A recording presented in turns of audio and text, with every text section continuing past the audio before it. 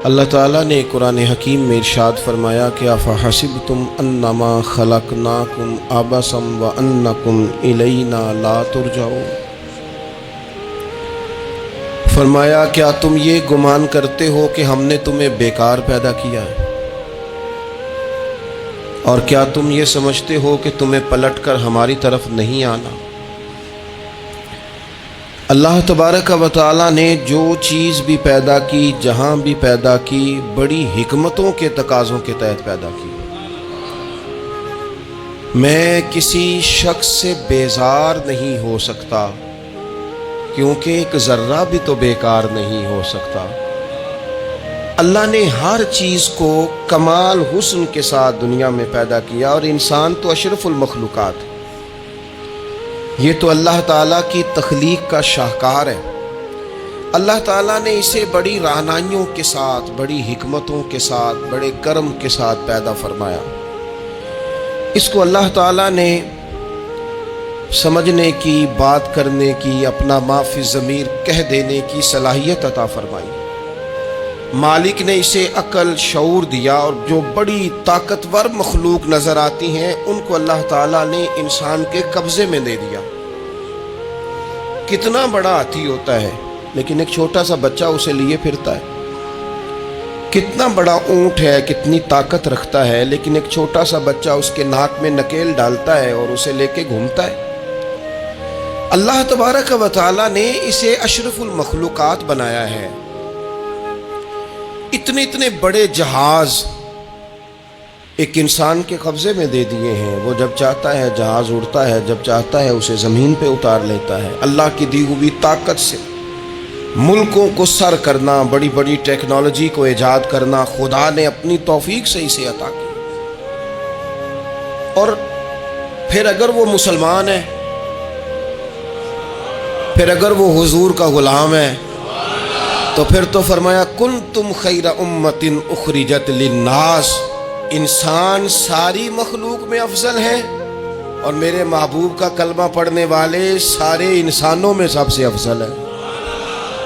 ان کو اللہ نے اور زیادہ فضیلتوں سے، برکتوں سے مالا مال کیا۔ یہ وہ مخلوق ہے، یہ وہ لوگ ہیں، یہ وہ امت ہے کہ جو صرف ارادہ کرتی ہے نیکی کا، کرتی نہیں۔ ارادہ کرتی ہے تو اللہ نیکی کرنے کا اجر عطا فرما بھی دیتا ہے۔ یہ ابھی پلان کرتی ہے کہ میں یہ کام کروں گا تو رب اس کا ثواب شروع بھی فرما دیتا ہے، لیکن پتہ نہیں کیا ہو گیا ہے لوگوں کو، نیکی کے ارادے کرنے ہی چھوڑتے جا رہے ہیں، نیکی کی منصوبہ بندی کرنی چھوڑ دی ہے، خیر کے لیے پلان کرنا ہی چھوڑ دیا ہے۔ بہت سارا وقت بیکار گزرتا ہے، بہت سارا وقت چوراہے پہ گزر گیا، بہت سارا وقت گپوں میں گزر گیا۔ عمرے دراز مانگ کے لائے تھے 4 دن، 2 آرزو میں کٹ گئے، 2 انتظار میں۔ ایک ڈھیر سارا طبقہ ہے جس سے پوچھتے ہیں کیا کر رہے ہو، تو کہتے ہیں بس کچھ بھی نہیں، ٹائم پاس کر رہا ہوں۔ تو میں کہتا ہوں یار اتنا فالتو ٹائم کہاں سے آیا جسے پاس کرنا پڑا؟ میں بور ہو رہا ہوں، تو میں کہتا ہوں بور ہونے کے لیے وقت کہاں سے لیا آپ نے؟ آپ تو مسلمان ہیں، آپ کا تو وقت شریعت نے بڑا قیمتی کر دیا ہے۔ آپ تو 1 منٹ میں 3 بار سورہ اخلاص پڑھ سکتے ہیں۔ آپ کو تو ذرا سا وقت ملے تو آپ جا کے 2 رکعت نماز کی نیت باندھ سکتے ہیں۔ آپ کو تو تھوڑا سا وقت ملے تو آپ کے تو نبی پاک علیہ السلام نے یہاں تک ہماری تربیت کر دی، ہمارے حضور فرمانے لگے تم کانٹا اٹھا سکتے ہو نا گلی سے، تو وہی اٹھا دینا، اس پر بھی رب صدقے کا ثواب عطا کرے گا۔ تو یہاں تو کانٹوں سے بھری ہوئی گلیاں ہیں۔ میرے نبی پاک نے تو فرمایا تھا کسی مومن کو بس خوش کر دینا، وہ چاہے لمحے کے لیے ہی ہو، اس کے دل میں راحت ڈال دینا، اسے تسلی دے دینا، روتے ہوئے آنکھ آنسو پونچھ دینا، اس کو کہہ دینا میں تیرے ساتھ ہوں۔ فرمایا مومن کے دل میں تم نے خوشی داخل کر دی تو 60 سال نفل پڑھنے سے اللہ تمہیں زیادہ ثواب عطا کر دے گا۔ تو یہ فارغ بیٹھنے کا وقت کہاں سے آیا؟ یہ بور ہونے کا ٹائم کہاں سے آیا؟ ہم نے اپنے آپ کو بیکار کر لیا ہے، اور رب نے نہیں بیکار پیدا کیا، ہم نے بیکار کر لیا۔ ہم نے اپنے آپ کو زنگ لگا لیا۔ ملت کا وہ جوان جس کو چاہیے تھا کہ وہ خاندان کے 20 50 60 لوگوں کو لے کر چلتا، کفالت کرتا، نمائندگی کرتا، آگے بڑھ کے کہتا میں ہوں نا، گھبرانا نہ، وہ نوجوان خود دکھ سناتا ہے رو رو کے، وہ مجبوریاں سناتا ہے، وہ کچی کچی باتیں کرتا ہے، وہ کہتا ہے مجھے کالا جادو ہو گیا ہے، وہ کہتا ہے فلانے کی نظر لگ گئی ہے، وہ کہتا ہے چچا نے آگے نہیں جانے دیا، وہ کہتا ہے میں ابا جی نے صحیح تقسیم نہیں کی تو میں پیچھے رہ گیا۔ اتنی کمزور بات کرے گا، اور وہ مسلمان اپنی صلاحیت کو پہچانے۔ حضرت سعدی شیرازی کے پاس ایک شخص نے بیٹھ کے اپنے دوستوں کی غلطیاں گنوانی شروع کر دی، ان میں یہ بھی غلطی ہے، یہ بھی غلطی ہے، یہ بھی غلطی ہے، یہ بھی غلطی ہے، یہ بھی غلطی ہے۔ تو حضرت سعدی ہنس پڑے، فرمانے لگے اور یاد رکھ تیرے سجن بڑے ہی برے ہیں، پر پانی بڑا بھی گندا ہو نا تو آگ بجھانے کے کام پھر بھی آ جایا کرتا ہے۔ کوئی تو خوبی ان میں تلاش کر لینا، پانی بڑا بھی گدلا ہو تو آگ تو بجھاتا ہے کہ نہیں بجھاتا۔ ہمارا یہ مزاج بن گیا ہے کہ ہم اپنی صلاحیتوں سے کام ہی نہیں لیتے، ہمیں پتہ ہی نہیں ہم کیا کر سکتے ہیں۔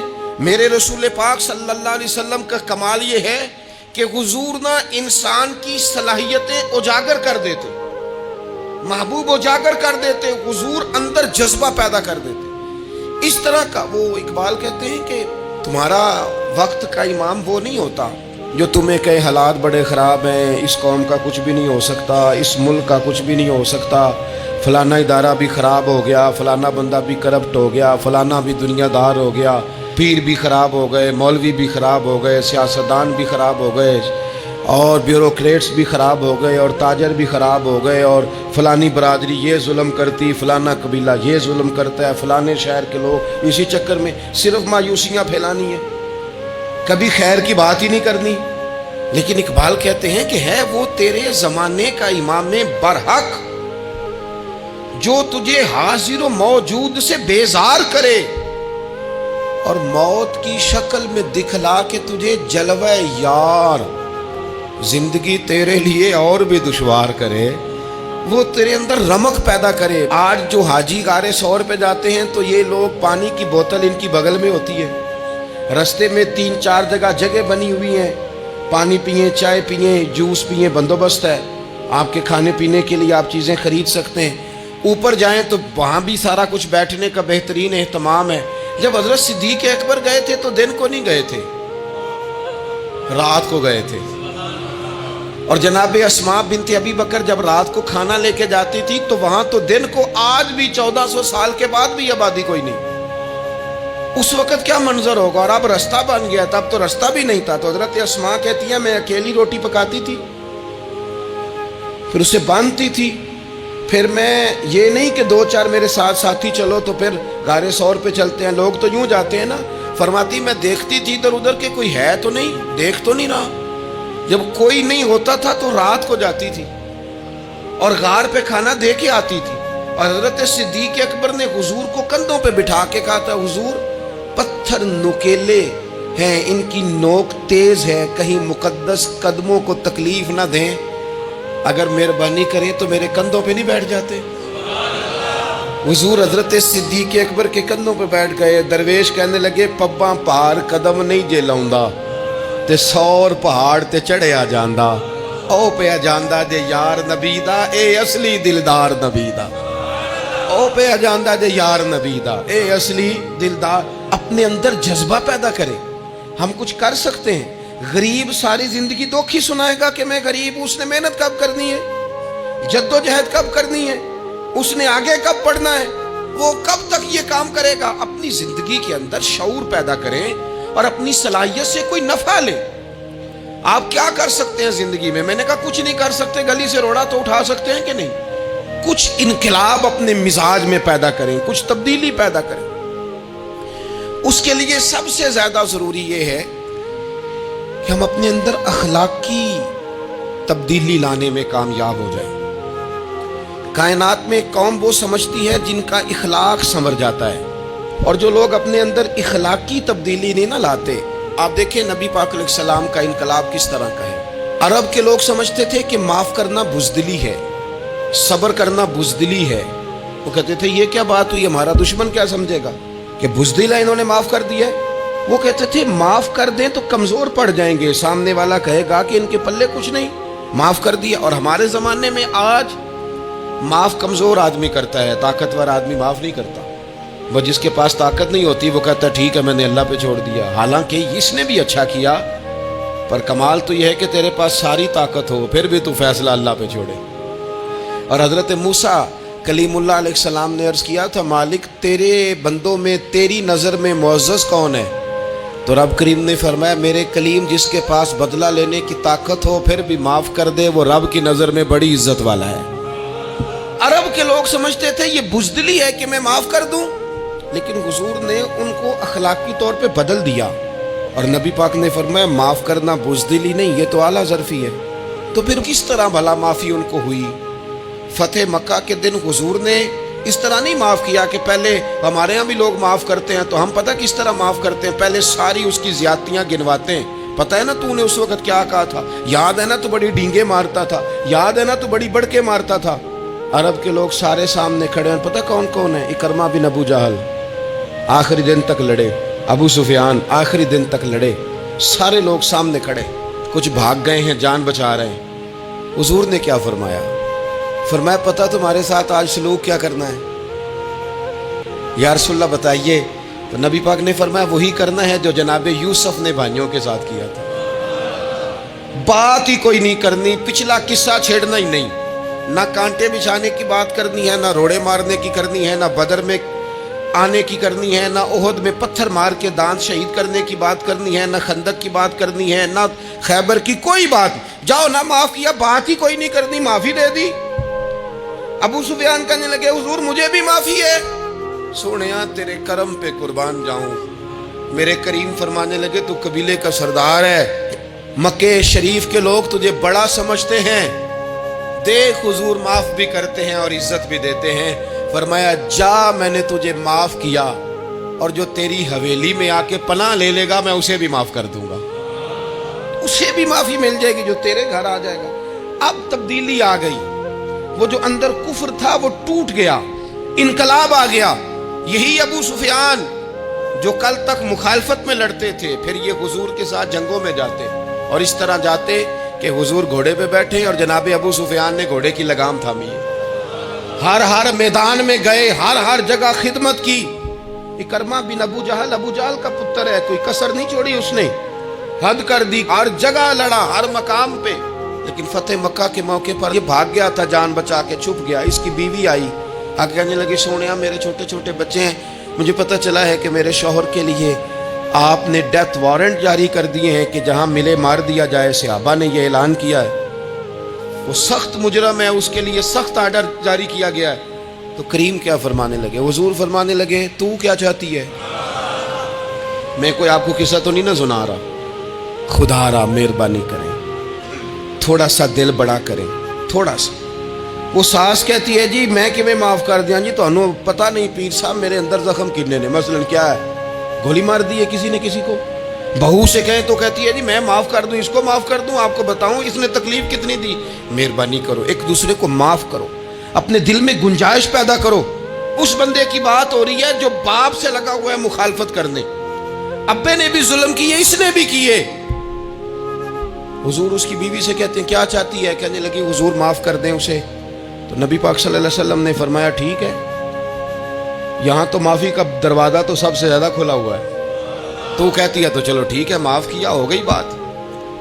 اس نے جا کے جہاں چھپا ہوا تھا اسے کہا اکرمہ حضور نے تجھے معاف کر دیا۔ کہنے لگا کوئی کرنے والی بات کر، وہ معاف کرتے ہیں مجھے پتہ ہے، بڑا کرتے ہیں، پر جو میں نے کیا ہے وہ معافی والا نہیں۔ مجھے معافی ہو سکتی ہے، یہ کیسے ہو سکتا ہے، یہ کیسے ہو گیا، ہو ہی نہیں سکتا۔ اس کی بیوی پھر آئی، کہنے لگی حضور وہ مانتا نہیں، یہ تاریخ صرف میرے رسول کی ہے، یہ سیرت صرف میرے رسول کی ہے، کہ جس کو معاف کیا جا رہا ہے اس کی سمجھ میں بات نہیں آ رہی کہ بھلا مجھے معاف کر دیا ہے۔ حضور کہتے ہیں اچھا تو بتا وہ کیسے مانے گا؟ کہنے لگی حضور اگر کوئی نشانی دے دینا، عرب کے لوگ تلوار دے دیتے تھے، زرہ دے دیتے تھے، پگڑی دے دیتے تھے، چھڑی دے دیتے تھے، یہ دلیل ہوتی تھی کہ فلاں نے نشانی دے دی۔ اگر کوئی مل جائے نا نشانی، محبوبہ اس طرح تو کوئی نہیں کرتا جیسے آپ کرتے ہیں۔ کریم نے اپنے سر سے پگڑی اتاری اور فرمایا میری پگڑی بطور علامت کے نشانی کے لے جا، اسے کہہ دے میں نے معاف کیا۔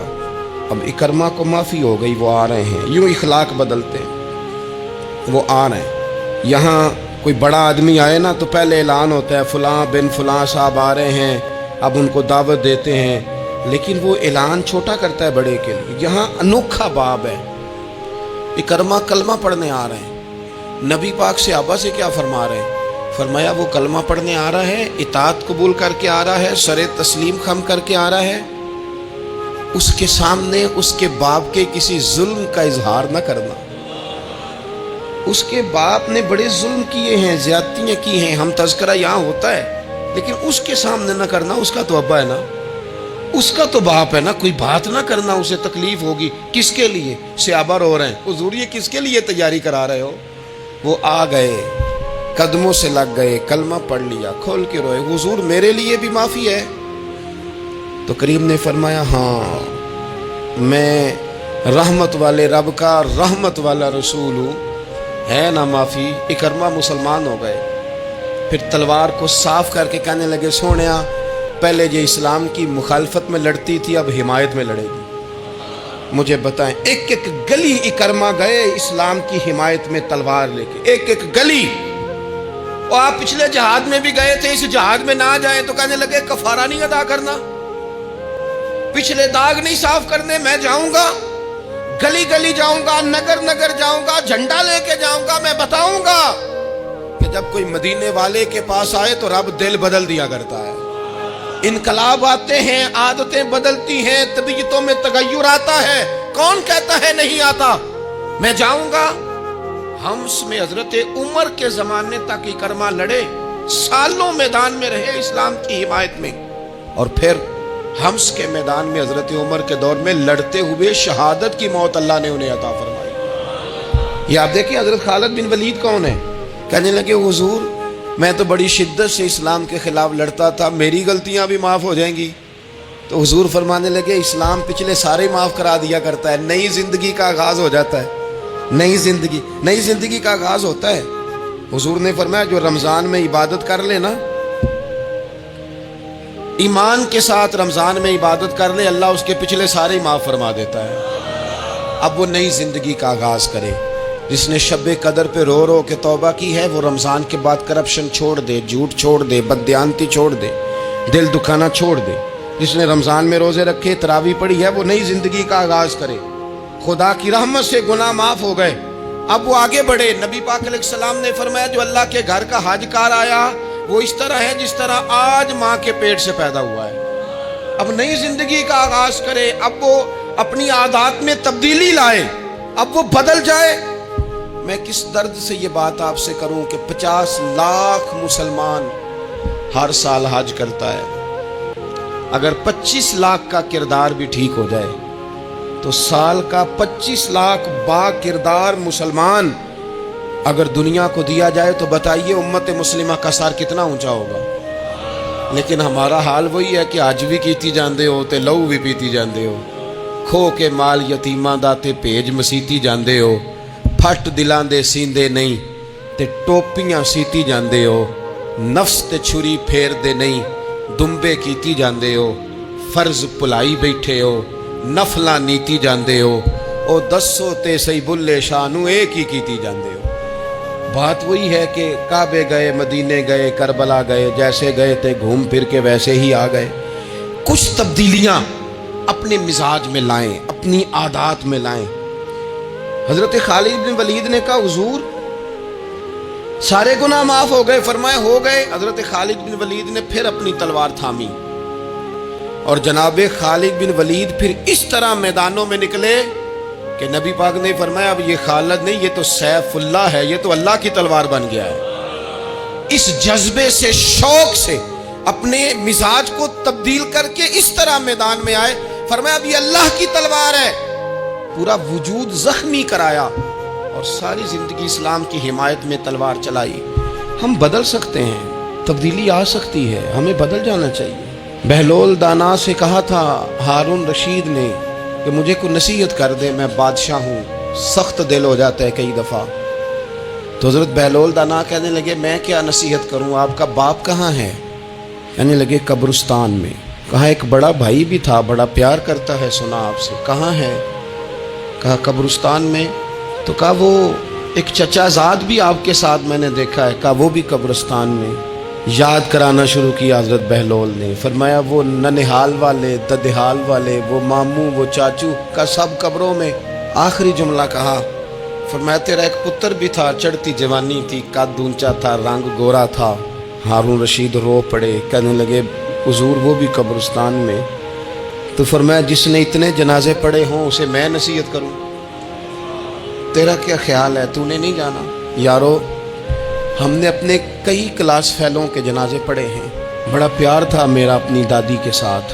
تو 97 میں وہ انتقال کر گئی. دادا ابو چلے گئے، اماں جی چلی گئیں، ابا جی چلے گئے، نانا چلے گئے، پھپھا چلے گئے، دوست چلے گئے. یہاں پچھلے سال کئی سنگی تھے، اس سال نظر نہیں آتے، رخصت ہو گئے. او سنگیو، یہ تو ساری تیاری ہے، ہم نے بدلنا کب ہے؟ اب تو ہمارا بڑھاپا آنے کو ہے، اب تو بال سفید ہونے کو. تبدیلی کس وقت؟ اللہ تعالیٰ نے قرآن مجید فرقان حمید کے اندر فرمایا اللہ ولی الذین آمنوا یخرجہم من الظلمات الی النور. اللہ مومنوں کا ولی ہے، وہ انہیں اندھیروں سے نور کی طرف نکالتا ہے، وہ رستہ دکھاتا ہے. بار بار راہ کھلتی ہے ہمارے سامنے پر ہم قبول کرنے کو تیار نہیں ہوتے. کچھ تبدیلی اب آ جائے، کچھ زبان میں مٹھاس آ جائے، کچھ ہمارے عمل میں پختگی آ جائے. ہم نہ بہت سارے کام لوگوں کو دیکھ کر کرتے ہیں، اس سے تھوڑی جان چھڑائی جائے. کچھ اپنے اندر جو قباہتیں ہیں کچھ اپنے ساتھ جنگ کی جائے. نبی پاک علیہ السلام نے فرمایا افضل جہاد اپنے نفس سے لڑائی کرنا ہے. اپنے آپ کے ساتھ کچھ جد و جہد کی جائے، کچھ اپنے خلاف بھی چلا جائے. ساری زندگی دوسروں سے لڑتے، دوسروں پر اپنی غلطیوں کا بوجھ ڈالتے گزر گئی، کچھ اپنے نفس پر بھی. حضرت باجید بستامی سے کسی نے کہا حضور میں نے اللہ تک جانا ہے، رستہ بتا دیں. فرمایا 2 قدم کا رستہ ہے. فرمایا 1 قدم اپنے نفس کی خواہش پہ رکھ لے تو دوسرا قدم تیرا رب تک پہنچ جائے گا. تو اپنے آپ کو کنٹرول نہیں نہ کرتا، اپنے آپ سے تو لڑ پہلے. اقبال کہتے ہیں ڈھونڈتا پھرتا ہوں اے اقبال اپنے آپ کو، آپ ہی گویا مسافر آپ ہی منزل ہوں میں. نبی پاک نہ تبدیلی کرتے. یہ جو لوگ کہتے ہیں نا کیسے بدلوں، تو حضور بدلنے ہی تو آئے ہیں. حضور بدلنے. حضرت مازن ایک صحابی ہیں، وہ کہتے ہیں میں بت کی پوجا کرتا تھا. امام بہقی نے لکھا ہے میں بت پوجتا تھا. ایک دن میرے بت کے اندر سے آواز آ گئی تو کب تک مجھے پوجے گا، مدینے میں تو حضور جلوہ فرما ہو گئے ہیں. کہتے ہیں 2 دفعہ 3 دفعہ بت مجھے پیغام دے رہا ہے کہ حضور کی طرف جاؤ. بت کہتے ہیں میں وہاں سے چلا، حضور کی بارگاہ میں پہنچا تو نبی پاک علیہ السلام کی خدمت میں حاضر ہو کے میں نے عرض کی یا رسول اللہ کمال ہو گئی، لوگ بتوں کو پوجتے ہیں اور میرا بت کہہ رہا تھا جا کے حضور کا کلمہ پڑھ لے. او سکیاں کھجوراں اگا جام دے تے پتھراں تو کلمہ پڑھا جام دے. فرمایا وہ انہوں نے مجھے بت نے بھیجا ہے. حضرت مازن کہتے ہیں حضور کی بارگاہ میں آیا، نبی پاک نے کلمہ پڑھایا تو میں نے عرض کی حضور میرے اندر کچھ قباہتیں بھی ہیں، کسی کی چیز دیکھ کے میرا جی للچا جاتا ہے، میں چوری کر لیتا ہوں، بدکاری کا بھی مزاج ہے، شراب نوشی بھی ہو جاتی ہے. کہتے ہیں حضور نے میرے سینے پہ ہاتھ رکھا، میرے لیے دعا کر دی. آپ فرماتے ہیں گردن اونچی تھی کبھی نیچی نہیں ہوئی تھی، پر وہ کلمے کی کیا برکت آئی کہ ایسا سر جھکا کہ وہ جھکا ہی رہا. ایسی تبدیلی آئی کہ آ گئی، نفرت ہو گئی. کہتے ہیں حرام مال آتا ہے تو میری طبیعت پہ بوجھ بن جاتا ہے. میں اکثر دوستوں سے کہتا ہوں کہ ہمارے ہاں لوگوں کا عجیب مزاج ہے، وہ اپنا مائنڈ سیٹ کر لینا، کبھی ذہن بنا لینا یہ چیز حرام ہے تو وہ کبھی بھی حلق سے نیچے ہی نہ جائے. آپ گوشت کھا رہے ہوں اور بڑا اچھا پکا ہوا ہے، بہترین مسالہ جات لگے ہوئے ہیں، بہترین، آپ کھا رہے تھے گوشت، کوئی بندہ آپ کے کان میں آ کے کہہ دے صدقے کا ہے، اس کا منہ میں ذائقہ بدل جاتا ہے کہ نہیں؟ بھئی گوشت تو وہی ہے، یہ کیسے بدل گیا؟ کیونکہ آپ کے نا وہاں کمپیوٹر میں فٹ ہے کہ صدقہ میرے لیے درست. آپ وہ کہتے ہیں یہ تو فارم بن گیا. بھئی یہ کیا بن گیا؟ چلیں اس سے بھی آگے چلتے ہیں. آپ کھا رہے تھے گوشت اور بڑا لطف آ رہا تھا تو کسی نے کہہ دیا کہ یہ تو جانور ٹھیک ہی نہیں تھا، بیمار تھا یا حرام تھا، ذبح ہی نہیں کیا تھا، صحیح طور پر ایسے ہی اس کو پکا دیا، مر گیا تھا. تو اب تو یہ حال ہوتا ہے کہ الٹیاں شروع ہو جاتی ہیں. کیوں اس لیے کہ نفیس طبیعت پر نہ صدقے کا گوشت فٹ ہوتا ہے نہ حرام فٹ ہوتا ہے، کیونکہ طبیعت نفیس ہے نا. بس اس بات کو سمجھ لیں، جس طرح حرام بکرا طبیعت پہ فٹ نہیں نہ ہوتا، اس طرح کروڑ حرام بھی طبیعت پہ فٹ نہیں ہونا چاہیے. 2 کروڑ بھی حرام آ جائے تو فٹ. جس دن 2 کروڑ پر بھی الٹی آنے لگ گئی نا، جس دن حرام جگہ پر قبضہ کرتے بھی کہہ آنے لگ گئی، ذائقہ بدلنے لگ گیا، کمپیوٹر میں فٹ ہو گیا کہ یہ میرے لیے ٹھیک نہیں. لیکن میں اکثر کہتا ہوں لوگوں سے، میں کہتا ہوں ہمارے ہاں بندہ دیکھ کے فتویٰ ہوتا ہے. یہاں کوئی غریب عیسائی ہو نا، ماڑا بیچارہ گلی میں جھاڑو دے کے روٹی کماتا ہے، تو لوگ مسئلہ پوچھتے ہیں، کہتے ہیں مولوی صاحب سائنہ روٹی کھانی جائز ہے؟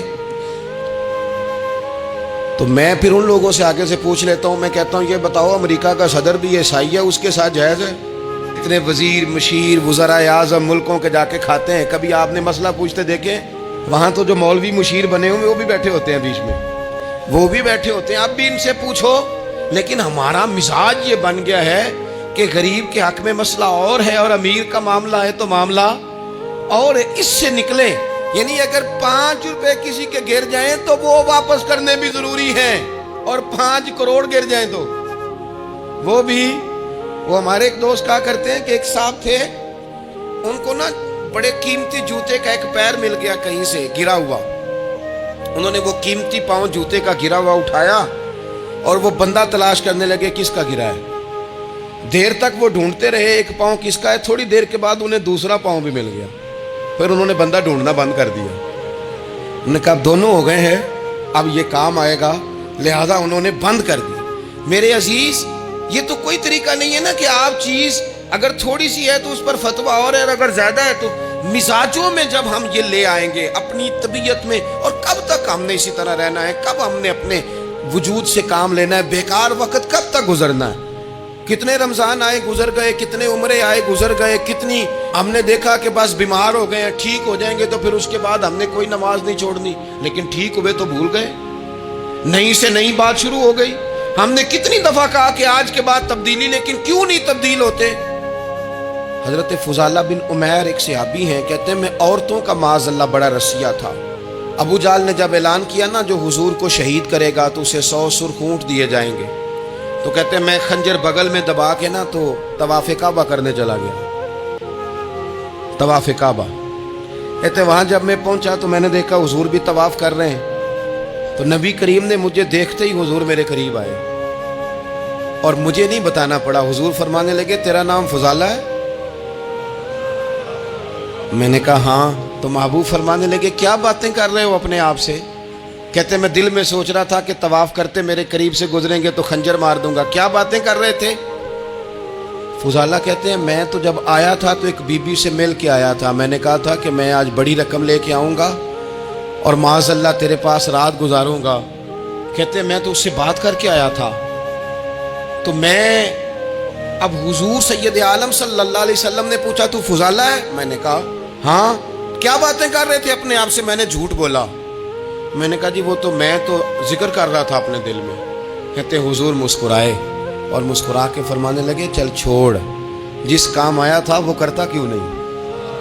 میں جو تیرے سامنے کھڑا ہوں تو کرنا. خیال آیا مسلمان نیک و بد پہچان جاتے ہیں اور آقا آدمی کے دل کی باتیں جان جاتے ہیں. کرنا وہ کام. تو فضالہ کہتے ہیں کہ میں کانپ گیا، میرے ہاتھ سے وہ خنجر گر گیا. حضور نے میرے سینے پہ ہاتھ پھیرا، اس طرح پھیرا کہ زندگی میں اتنا سکون کبھی نہیں ملا، اتنی ٹھنڈک کبھی نہیں ملی، اتنا قرار کبھی نہیں آیا، اس قدر زیادہ آزمائش کبھی نہیں آئی. میں قرار محسوس کرنے لگا. کہتے ہیں حضور فرمانے لگے کیا وہ وقت نہیں آیا کہ تو کلمہ پڑھ جائے؟ کہتے ہیں میں نے فوراً کہا حضور آ گیا ہے وقت، پڑھائیں مجھے کلمہ. کہتے ہیں نبی پاک نے کلمہ پڑھا دیا، میں مسلمان ہوا. میں واپس لوٹا تو وہی عورت بن سنور کر تیار ہو کر گلی میں کھڑی تھی. عادتیں بدل جاتی ہیں. شرط یہ ہے کہ ہم تھوڑی سی کوشش کریں. شرط یہ ہے کہ ہم اپنے آپ کو اللہ رسول کی بارگاہ میں پیش کریں. اور میرے دوستوں، میرے بزرگوں، ہمیں سب سے زیادہ تکلیف میں ہماری اپنی عادات نے ڈالا ہے، ہماری اپنی خواہشات نفس نے ہمیں زیادہ آزمائشوں میں ڈالا ہے. کہتے ہیں وہ عورت بن سنور کے کھڑی تھی. جب میں واپس لوٹا تو پہلے میں اس کے پیچھے بھاگتا تھا، اب میں اس کے قریب سے گزر گیا تو اس نے آواز دی، تو فضالہ نہیں؟ کہتے میں چپ کر گیا۔ وہ پھر پیچھے دوڑی، میرا گریبان پکڑ کے کندھا پکڑ کے ہلایا، تو فضالہ نہیں؟ کہتے میری جھکی ہوئی گردن، میں سر نہیں اٹھاتا۔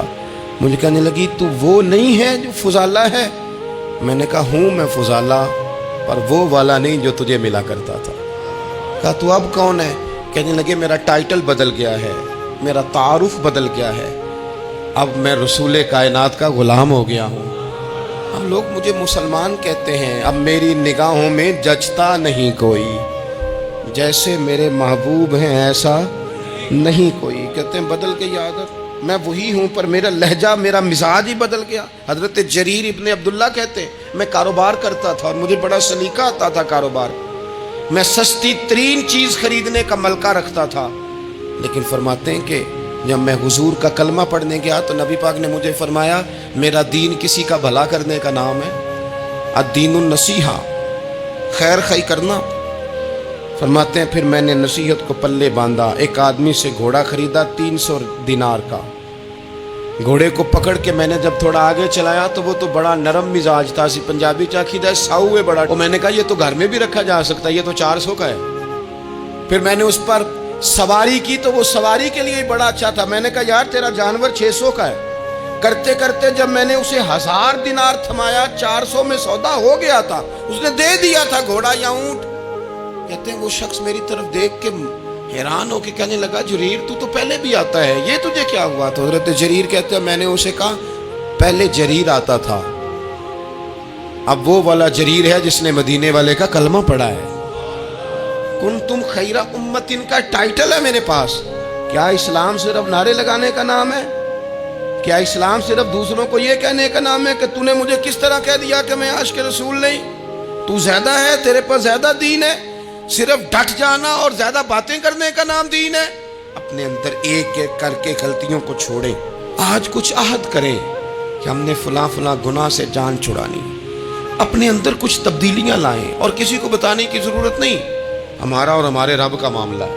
اکیلے میں بیٹھ کے اللہ کے حضور عہد کریں، اکیلے میں بیٹھ کے۔ آج میں نے آپ سے خدمت میں ایک اپیل کرنی ہے، وہ یہ ہے کہ ہم نے نہ آج عہد کرنا ہے کہ ہم نے جھوٹ نہیں بولنا۔ ایک دفعہ ہم نے بچے سے کہا تھا، مجبور تھے، شاید بڑے مجبور ہوں گے ہم، کسی صاحب نے نا بڑی مجبوری میں ایک دن اپنے بچے سے کہہ دیا، وہ باہر آیا تھا بندہ پیسے لینے، اس کا قرض دینا تھا، تنگ دستی تھی، مجبوری تھی، تو اس نے کہا بیٹا ادھر آ، اسے جا کے کہا ابو گھر نہیں۔ آپ نے ایک دفعہ کہا، پھر آپ ساری زندگی روئیں گے کہ پتر میرے ساتھ تو سچ بولا کرنا، لیکن وہ نہیں بولے گا۔ یہ جھوٹ اتنی بڑی مصیبت ہے۔ عورت اپنے شوہر سے کہتی ہے پیسے تھوڑے دے دیا کر، جوڑے ایک میں گزارا کر لوں گی، میرے ساتھ سچ تو بولنا، وہ سچ تو بول۔ تو اگر لاہور جاتا ہے تو مجھے لاہور کا ہی بتا کے جا، میرا رشتہ پیسوں سے نہیں اعتماد سے جڑا ہے۔ ماں کہتی ہے ماں بیٹے سے، پتر سچی بات تھوڑی کر لیا کر، سچی کیا کر۔ سچ ختم ہو گیا۔ اب لوگوں نے جھوٹ کا نام بدل دیا ہے، کہتے میں نے بہانہ کر دیا تھا، او بھئی آپ نے جھوٹ بولا تھا، صاف صاف کہیں، نام بدل دیا۔ جھوٹ کھا گیا میرے ملک کو، جھوٹ کھا گیا اس ملت کو، جھوٹ نے اس امت کو قریب سے آ کے تھام لیا۔ ہم بڑی آزمائش میں ہیں، ہم مطلب ہر شخص ہی الا ماشاءاللہ، ہر شخص ہی، آپ کسی شخص سے کوئی معاہدہ کرتے ہیں، کوئی چیز بنانے کی بات کرتے ہیں، خریدنے کی بات کرتے ہیں، وہ جو کہتا ہے اس پر پورا کیوں نہیں اترتا؟ وہ غلط بات کیوں کرتا ہے؟ میرے نبی پاک علیہ السلام سے پوچھا گیا مومن بزدل ہوتا ہے؟ حضور نے فرمایا ہو جاتا ہے، کبھی یہ غلطی آ جاتی ہے۔ حضور مومن کنجوس ہوتا ہے؟ فرمایا کبھی ہو جاتا ہے۔ یا رسول اللہ مومن جھوٹا بھی ہوتا ہے؟ تو میرے رسول فرمانے لگے نہیں، میرا کلمہ پڑھنے والا ساری غلطیاں کر سکتا ہے، میرا مومن جھوٹ نہیں بولا کرتا۔ مومن جھوٹ۔ ابو سفیان کو کیسر روم نے، ہرکل نے اپنے دربار میں کھڑا کر کے کہا ابو سفیان ابھی کلمہ نہیں پڑھتے تھے، تمہارا کوئی رشتہ ہے نبی پاک سے جنہوں نے مجھے بھی خط لکھا ہے کہ مسلمان ہو جاؤ؟ کہنے لگے ہاں میں چچا ہوں رشتے میں۔ کہا وہ کیسے ہیں پیغمبر؟ تو ابو سفیان کہتے ہیں چونکہ میں مخالف تھا، میں نے وہ ساری باتیں کی جو ہم ان کے خلاف کرتے تھے. اس نے آخری بات پوچھی. اس نے کہا ابو سفیان یہ بتا کہ وہ جنہوں نے اعلان نبوت کیا ہے کیا کبھی انہوں نے جھوٹ بھی بولا ہے؟ ابو سفیان کہتے ہیں کہ 1 منٹ کے لیے میں نے کہا کہہ دوں. مخالفت تھی نا. تو پھر میں نے سوچا یہ تو عرب کی وزاداری کے خلاف ہے. عرب میں سے تو کوئی جھوٹ بولنا پسند ہی نہیں کرتا. اور پھر میں اگر حضور کو معاذ اللہ جادوگر شاعر کہوں گا تو شاید کسی کو 1 منٹ کے لیے متوجہ کر سکوں اور نبی پاک نے جھوٹ بولا ہے. یہ تو مانے گا ہی کوئی نہیں. کہتے ہیں بادشاہ نے پھر زور دے کے کہا سردار بتاتے کیوں نہیں کیا کبھی انہوں نے جھوٹ بھی بولا ہے؟ ابو سفیان کہتے ہیں میرے ہاتھ میں چھڑی تھی. میں نے زور سے زمین پہ ماری. میں نے کہا وہ میرے رشتے میں بھتیجے ہیں. میری سخت مخالفت ہے. میں ان کے خلاف میدانوں میں نکلتا ہوں جنگیں لڑتا ہوں. کبھی وہ غالب آتے ہیں کبھی ہم آتے ہیں. لیکن میرے سامنے وہ پیدا ہوئے. میں نے ماں کی گود میں بھی دیکھا, دادا کے کندھوں میں بھی دیکھا, چچا کے گھر میں بھی دیکھا, سیدہ خدیجۃ الکبریٰ کا دولہا بنے بھی دیکھا. ان کی 4 بیٹیاں ان کی گود میں کھیلتے دیکھی. اعلان نبوت کرتے دیکھا. لوگوں کو مخالفت کرتے دیکھا. میرے سامنے ان کے مقدس بال سفید ہوئے. میرا اختلاف اپنی جگہ. پر بادشاہ میں قسم اٹھا کے کہہ سکتا ہوں اس محبوب کی زبان سے جب بھی نکلا ہے حق اور سچ نکلا ہے. اسیر دشمن کی چاہ میں بھی وہ مخالفوں کی نگاہ میں بھی امی ہے, صادق ہے, معتبر ہے. میرا پیغمبر عظیم تر ہے. میرا پیغمبر عظیم تر ہے. میرا پیغمبر عظیم تر ہے. جھوٹ نہیں کبھی حضور نے بولا. کہتے میں نے جواب دیا تو سناٹا چھا گیا سارے دربار میں. کتنے اس نے سوال پوچھے گھنٹوں بعد سناٹا چھا گیا. اور پھر بادشاہ نے اپنا پرنا اٹھایا, چادر اٹھائی, کندھے پہ رکھی اور جانے لگا. تو میں نے پیچھے سے پلٹ کے کہا بادشاہ اتنے تو نے سوال کیے, اتنے میں نے جواب دیے, رزلٹ کا بھی تو اعلان کرنا, نتیجہ بھی تو دینا, کیا نکلا؟ تو کہتے ہیں وہ جا رہا تھا, وہیں کھڑے کھڑے اس نے چہرہ میری طرف پھیرا اور کہنے لگا سردار نتیجہ تو نکل آیا ہے, رزلٹ تو نکل آیا. جس بندے نے کبھی بندوں سے جھوٹ نہیں بولا وہ یہ جھوٹ کیوں بولے گا کہ میں اللہ کا رسول بن کے آیا ہوں؟ نتیجہ تو نکل آیا, بات تو کلیئر ہو گئی. اب آگے کیا جانا ہے؟ ایک سردار تھے کسی قبیلے کے, وہ حضور کی بارگاہ میں کلمہ پڑھنے آئے. امام راضی نے لکھا ہے, کہتے میرے اندر 4 غلطیاں تھیں. میں شراب بھی پیتا تھا, چوری بھی کرتا تھا, بدکاری بھی کرتا تھا معاذ اللہ, اور جھوٹ بھی بولتا تھا. حضور کی بارگاہ میں آیا, عرض کی یا رسول اللہ بچپن سے لے کر یہ بیماریاں لگ گئیں, بڑی کوشش کی, ابا نے بڑا مارا, لوگوں نے بڑا کہا, چھوٹی نہیں, اور میں چھوڑ سکتا بھی نہیں. ان کا خیال تھا نا جس طرح ہمارا خیال ہوتا ہے فلانی چیز نہیں چھوڑ سکتے, میں چھوڑ سکتا بھی نہیں. حضور ایک چھوڑ سکتا ہوں, ایک چھڑوا لیں آپ اور کلمہ پڑھا دیں. حضور نے فرمایا بالکل ٹھیک ہے تو ایک چھوڑ دے. یا رسول اللہ کون سی؟ فرمایا جھوٹ نہیں بولنا. جھوٹ, وہ شراب بھی پیتے ہیں, وہ کہتے ہیں میں بدکاری بھی کرتا ہوں, چور بھی ہوں. حضور نے کیا فرمایا؟ جھوٹ. کیا ان سارے کاموں سے زیادہ سخت تھا حضور نے اس سے منع کیا؟ جھوٹ نہیں بولنا بھائی. کہتے ہیں سونے وعدہ ہو گیا. سیدھے سادے آدمی تھے, دیہاتی سردار تھے, گھر چلے گئے.